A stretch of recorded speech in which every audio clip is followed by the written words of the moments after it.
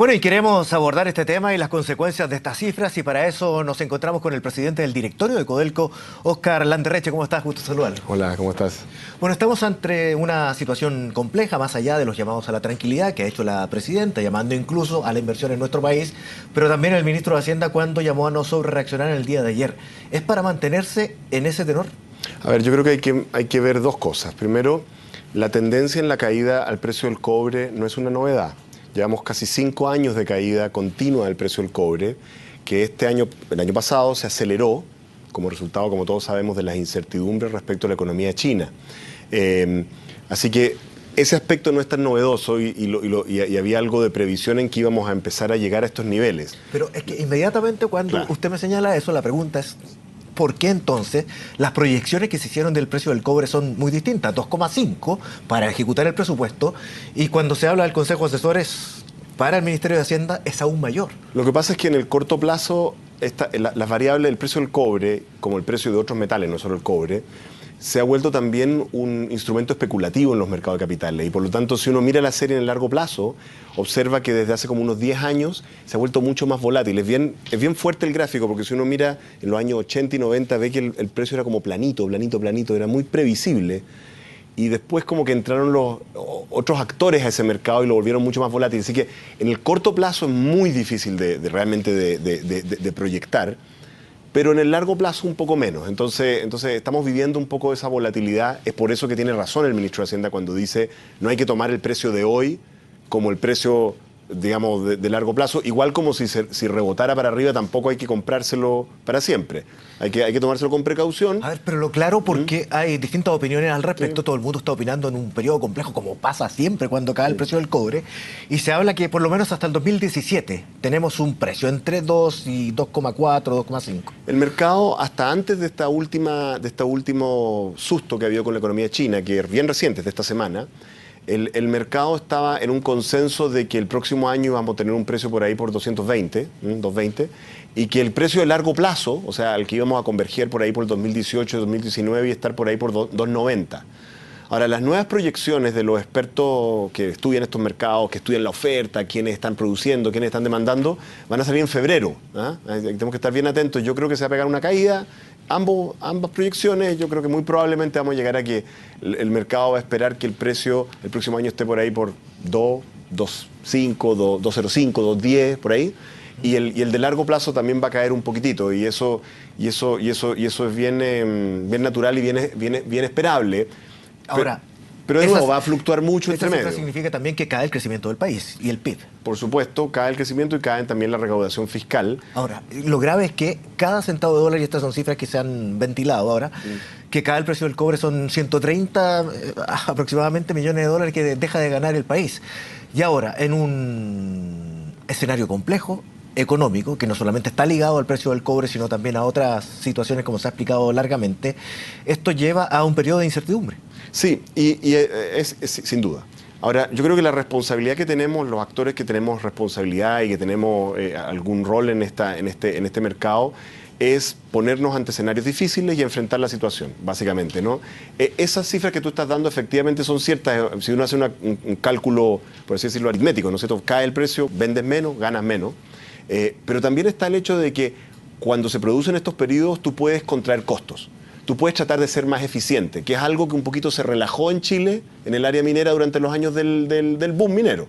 Yo quería ir precisamente a ese punto, porque hay críticas, y mire, yo la he vivido anteriormente, y generalmente cuando pasa con la caída del precio del cobre, como fue hace 9 años atrás, yo ya ejercía hace largo rato, más o menos se escucha lo mismo. Y se dice que en los periodos en que había vacas gordas, por decirlo de esa forma, efectivamente no se hizo lo necesario, por ejemplo, para reducir costos. Bueno, no solo no se hizo lo necesario para reducir costos, sino que se nos soltaron un poquito las trenzas con los costos, la verdad.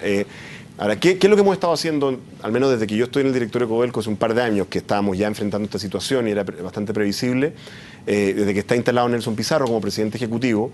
Lo que hemos hecho es contraer costos. Entonces, en enero del año pasado, antes que todas las demás mineras, anunciamos un plan de reducción de costos de $1.000 millones que terminamos sobre ejecutando. Al final fueron 1.200 millones de dólares. Esto fue crucial porque el total de recursos que logramos entregarle al Estado fue 1.200 millones de dólares. O sea, sin el plan de contención de costos, nuestro aporte habría sido cero, porque la caída fue tan fuerte. Ahora, cuando se habla de esto, es casi transversal en cuanto a gobierno se trata. ¿O fue más irresponsable un gobierno que el otro? Porque usted dice que si no hubiese intervenido de esa forma, se habría llegado a una ganancia cero a propósito del cobre. El gobierno anterior, aprovechando las vacas gordas, gastó y gastó. Yo creo ¿Y que no redujo costos? para ser justo fue un problema general de la sociedad chilena. Yo creo que uno lo ve a través de distintos gobiernos. Bien honestamente, la verdad es que los chilenos tienen que acordarse de que durante muchos años en la política se hablaba mucho de los bonos, ¿no? Se soltaban bonos, y nunca se decía cómo se financiaban. Hicimos una reforma previsional que costó un punto del PIB y no se subieron los impuestos. ¿De dónde salió esa plata? Entonces, en el fondo, o sea, miremos las cosas, esto fue de todos lados y todo el país un poquito se acostumbró a precios y situaciones en el mercado de commodities que no eran tan sustentables. El sector privado también. Uno observa el mismo problema que observa en Codelco, lo observa en las mineras privadas, también en otros países. Entonces, pasó un poco esto. ¿Cuál es la responsabilidad que tenemos ahora? Bueno, deshacer ese camino, enfrentar el recorte de costos. Pronto anunciaremos otro paquete de recorte de costos para garantizar que podamos seguir entregando los excedentes. Ahora, lo importante es que la siguiente vuelta, que no me va a tocar a mí, ¿no es cierto? El siguiente presidente Codelco, que le toquen años de vacas gordas, ojalá que mantenga las riendas fuertes para que no nos pase de nuevo. Ahora, en el periodo que estamos viviendo ahora, sí, en este periodo, se señala, por ejemplo, desde Antofagasta PLC, se dice que de mantenerse los actuales precios o en este rango van a tener que cerrar el 15 o el 20% de la producción. En Codelco, dada la reducción de costos que usted dice o señala que se hizo, no va a ser necesario reducir producción. Y le adelanto también una pregunta sobre trabajadores. No, bueno, a ver, lo primero que tengo que decir es que yo no estoy en condiciones, ni nadie seriamente de cara a la ciudadanía está en condiciones de dar garantías respecto a que no vamos a tener que hacer ajustes serios en términos de personal. Es algo que... Si se mantiene este costo. O si empeoran, si pueden empeorar todavía. Si la situación de China está sin resolverse, hay grandes incertidumbres, puede empeorar mucho. Ojalá que no. Por lo tanto, yo creo responsablemente la gente necesita que uno les diga las cosas como son. Y las cosas como son es que no se pueden dar esas garantías. Lo que sí es importante es que el directorio de Codelco, yo como presidente, el presidente ejecutivo, el tema de los recortes de trabajadores es una cosa que tratamos de evitar, porque sabemos el dolor y la ansiedad que generan. Pero cuando son necesarias las anunciamos y punto. Pero digamos, nadie puede dar esas garantías. Ahora, en relación a eso, Codelco tiene un acuerdo estratégico con los trabajadores de la Federación de Trabajadores, ¿cierto? Sí. Y ese acuerdo estratégico es tengo entendido, por 24 meses. El que se firmó al último y permitió o estaba dentro de lo que se firmó el que hubiese un compromiso de responsabilidad para mantener la viabilidad de la empresa. Sí. Sin embargo, se firmó con un cobre a 2,49. No, el acuerdo estratégico es más permanente. Lo que ha sido por 24 meses han sido las últimas negociaciones colectivas en Codelco, que han sido pactadas a 24 meses. No, el acuerdo busca ser un acuerdo de largo plazo. Y de hecho, en el marco de los acuerdos con los trabajadores, ha habido, de hecho, un plan de retiro que ha reducido el personal de Codelco como en 3.000 y 4.000 trabajadores. Entonces, yo creo que hay dos cosas que... A ver, tú me preguntabas antes si es que Codelco va a tener que recortar producción, como dicen algunos otros productores privados, y si eso involucra... Hay dos cosas que tienen que saber los chilenos sobre su compañía, que es de ellos, de Codelco. Primero, que Codelco tiene muy buenas minas. De verdad que tiene muy buenas minas, con las que fueron nacionalizadas son muy buenas minas, son algunos de los yacimientos más atractivos de la minería mundial. Y eso implica que son yacimientos bastante productivos y competitivos, ¿ya? Cuando los gestionas peor son menos competitivos, cuando los gestionas mejor son mejor. Pero están dentro de los mejores. Normalmente Codelco ha estado dentro del 25% más barato de la industria en términos de producción. Entonces, ¿qué significa eso? ¿Pero ha ido cayendo la ley? Por supuesto, pero también hemos ido mejorando la producción. Entonces, ¿qué es lo que ocurre? Lo que ocurre es que un enorme porcentaje de la oferta privada del mundo, estoy hablando, tendría que salir antes de que estén en riesgo la producción de Codelco.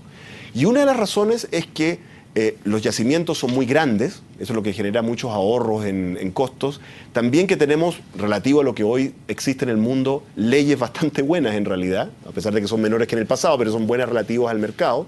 Y lo otro muy importante, que es el compromiso de los trabajadores de Codelco. Cuando uno habla con los trabajadores de Codelco es impresionante cómo ellos se ven a sí mismos como trabajadores que, como en cualquier empresa, tienen su propio interés, tienen su propia familia, su ingreso, su carrera, pero que también se ven como personas que tienen bajo su responsabilidad algo que es de interés público, del interés de todos. Y eso es un activo que tiene esta compañía y que tiene este país. Y lo que nosotros estamos tratando es de alinear esa visión que ellos tienen con ciertos comportamientos, digamos, en términos de contracción de costos, de mesura, en términos de los temas salariales, etcétera, que hagan proyectable esta compañía hacia el futuro.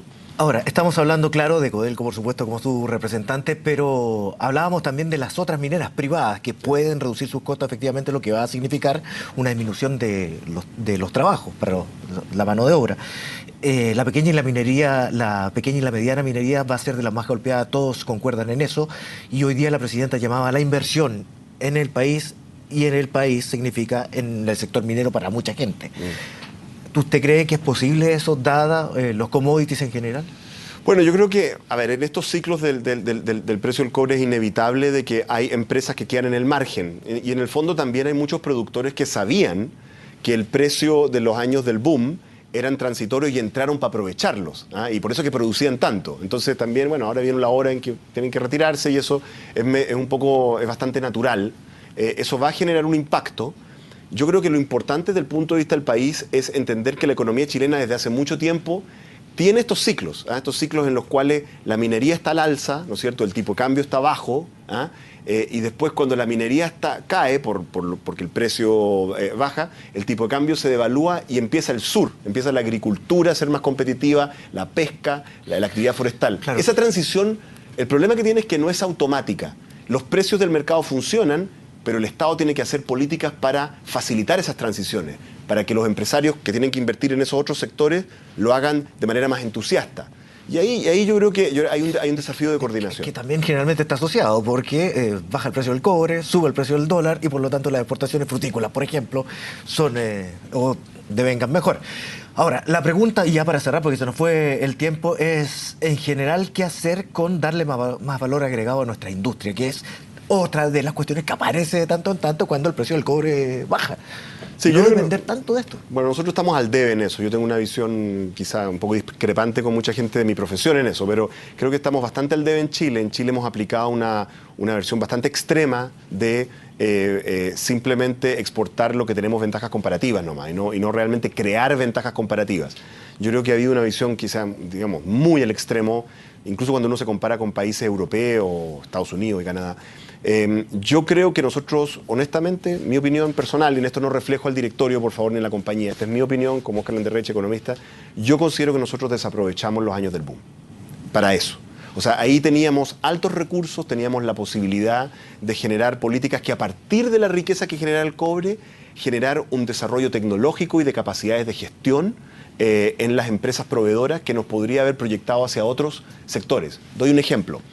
La minería de hoy es una minería muy intensiva en robótica, en drones, en operación remota, ¿no es cierto? Si una empresa aprende eso, aprende a proveer esos servicios, esas tecnologías, esas maquinarias, una vez que aprende lo puede aplicar en otras industrias, ¿no es cierto? Que no tienen por qué ser el cobre. La capacidad que se genera en los empresarios, en los trabajadores, es lo que nos va a permitir proyectar nuevas industrias. Y yo siento que quizá nos faltó un poquito de disciplina a la hora de los años del boom, entender que eran años transitorios y que había que aprovecharlos para eso. Y yo creo que lo que hay que hacer ahora es ver cómo reestructuramos a Codelco, lo estamos haciendo, y en otra entrevista te puedo contar cómo, digamos, cómo reestructuramos a Codelco y al Estado para que la próxima vez que los mercados nos den esa oportunidad podamos desplegar un esfuerzo en educación, ciencia, tecnología e innovación mucho mayor que nos pueda permitir ampliar el abanico de productos que tenemos para exportar. Oscar Landerreche, muchas gracias por conversar con nosotros esta tarde. Que esté muy bien. Vamos a una pausa, regresamos de inmediato.